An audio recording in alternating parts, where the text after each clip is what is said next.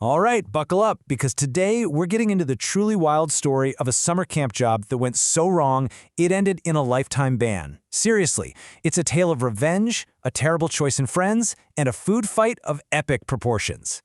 So right out of the gate, our guy admits he lost a kid at camp. I mean, that's a pretty big fumble.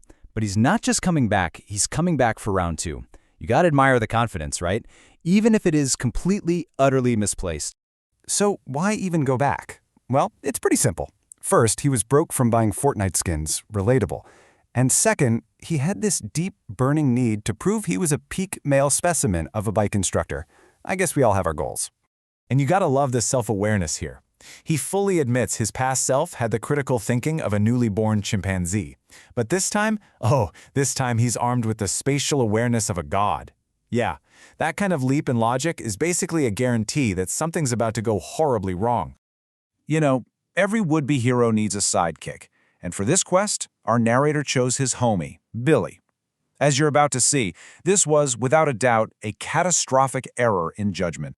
I mean, can you get a better character description than that? Billy survives off pure plot armor. It just perfectly paints a picture of a walking agent of chaos. And naturally, this is the exact person you want to help you look after a bunch of little kids, right? What could possibly go wrong? So they show up for their big comeback, and who's there to greet them? The boss.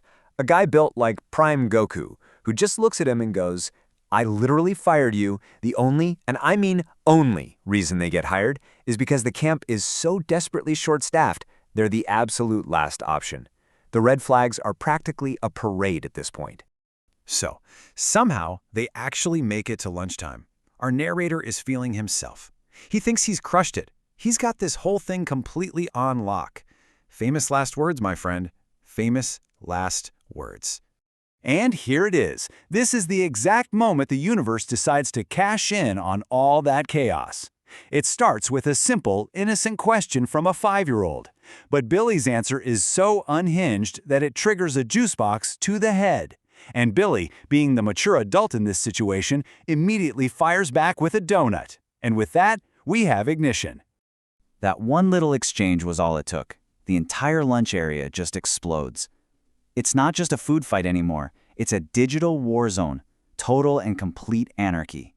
And just like that, any semblance of civilization is out the window. Remember how our narrator said he used to have the brain of a newly born chimpanzee?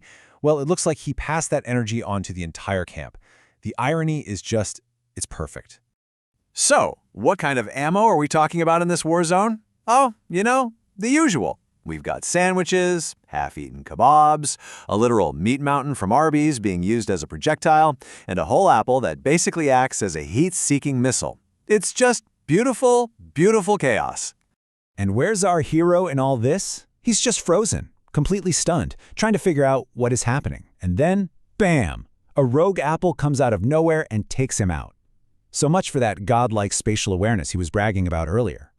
Just when you think it can't possibly get any worse, it does, because the final boss has entered the arena. Prime Goku, the boss, walks out to see the utter devastation. This is it. This is the moment of reckoning.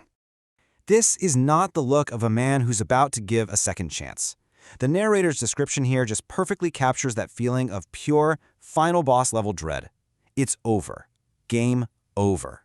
You know what's almost scarier than the boss yelling? The boss not yelling. He's just chillingly calm. No shouting, no big scene. Just a quiet, firm order to get out and to never, ever come back. They're not just fired, they're banished for life. So, after all that, what was the big lesson learned? Well, for our narrator, it wasn't about his own string of terrible choices. Nope, the real takeaway was clear. Billy's plot armor apparently doesn't work at summer camps.